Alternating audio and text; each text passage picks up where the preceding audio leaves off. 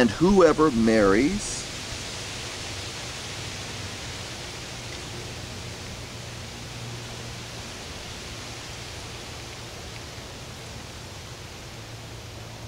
a divorced or sent away, it says in the side marks, it says sent away. Whoever marries a divorced or sent away woman commits adultery.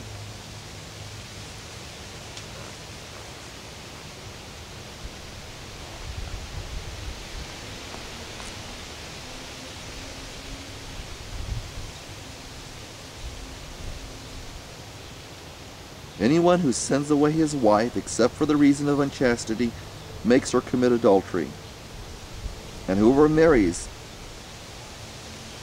a sent away wife, sent away woman, or a divorced woman, commits adultery.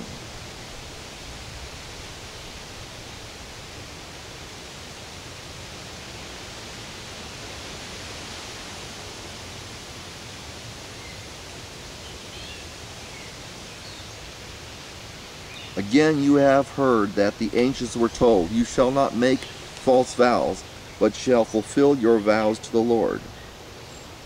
But I say to you, make no oath at all, either by heaven, for it is the throne of God. So make no oath at all. So if you're thinking about going into the military, you cannot take an oath. Make no oath at all. Options, that's what either means. You could say either by heaven, or for it is the throne of God, or by earth, for it is the footstool of his feet, or by Jerusalem, for it is the city of the great king. Nor shall you make an oath by your head, not even by your head, for you cannot make one hair white or black.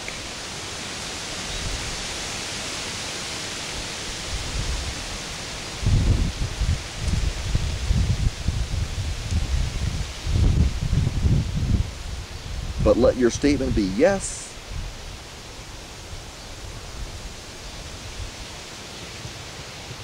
but let your statement be yes, yes, or no, no.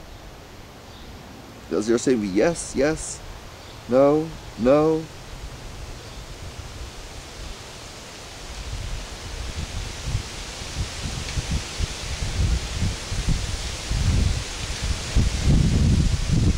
Anything beyond these is of evil. So it's evil. Anything beyond yes and no is of evil, or from the evil one, or of the evil one. You have heard that it was said, an eye for an eye and a tooth for a tooth. But I say to you, do not resist an evil person. But whoever slaps you on the right cheek, turn the other to him also. And I was beaten in jail by a lieutenant, I forget his name.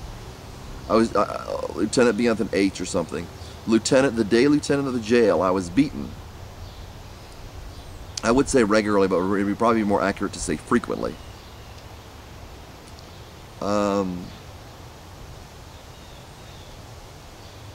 I was maced in the face repeatedly and chained to a wall. And what was the reason that they did these things to me? And I'll say, and worse. What was the reason they did these things to me? Because I'm just an ordinary average guy and they got the wrong guy. No, they got the right guy. And that was the problem. Paul was in jail. Timothy was in jail. Silas was in jail. Peter was in jail. All the 12 were in jail. And I'm not sure, but maybe also the women. Jesus was in jail. And yet, when a Christian is in jail, you say it's their fault because we have a good government now and people have changed. We live in a Christian, you look around you. We live in a Christian society. That kind of talk comes out of the back end of a bull.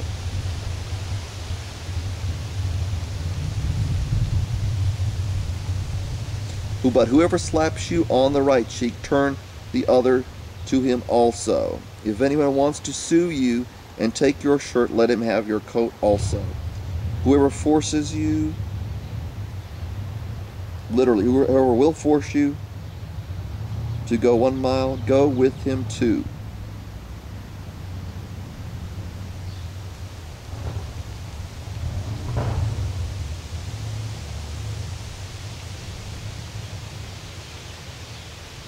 This is something that we have problems with.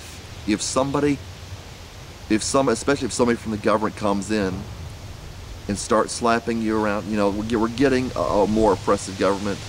It goes back to do with the fact that they can put anybody in jail if they want to, and they're trying to,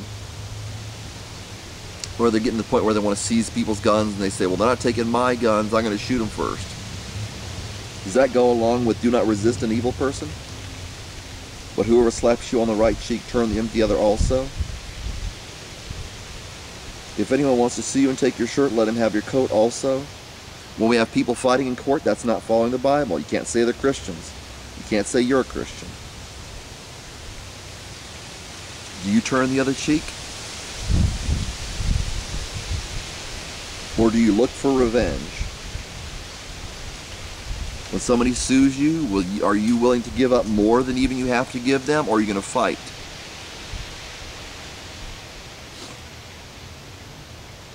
If they sue you and take your shirt, let them have your coat. Whoever forces you to go 1 mile, go with them 2. If someone forces you, are you willing to go further than they even forced you?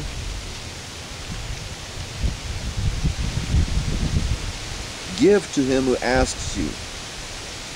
Do you give to him who asks you? And give to him who asks you. You see somebody on the street, do you give to them? Or are those people you don't give to? Anybody, give to him who asks you. And do not turn away from him who wants to borrow from you. So that means give to the one who wants to borrow from you. You have heard that it was said, you shall love your neighbor. And then not from God was, and hate your enemy. That wasn't a quote, suppose that's not a quote. And hate your enemy. And it's not. But I say to you, love your enemies. That was their quote. But I say to you, love your enemies.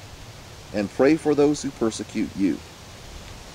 Do you see people on YouTube loving their enemies? Or do they hate their enemies? If you can't tell, you might need to get figure something out there, because it's pretty obvious that people hate their enemies. They're a Christian, supposed to be characterized by love, and they hate their enemies. It says in Proverbs, the kisses of an enemy are deceitful. So they may be kissing you, they may be kissing you. The kisses of an enemy are deceitful, but the wounds of a friend are faithful.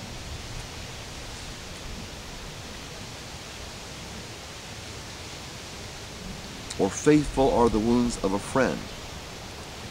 Just because somebody does something nice to you, that doesn't mean they're not your enemy. Just because someone wounds you does not mean they're not your friend. Love your enemies and pray for those who persecute you, so that you may be sons of your Father who is in heaven. There's a true conversion to Christianity. But I say to you, love your, and does all this stuff, but I say to you, love your enemies and pray for those who persecute you, so that you may be sons,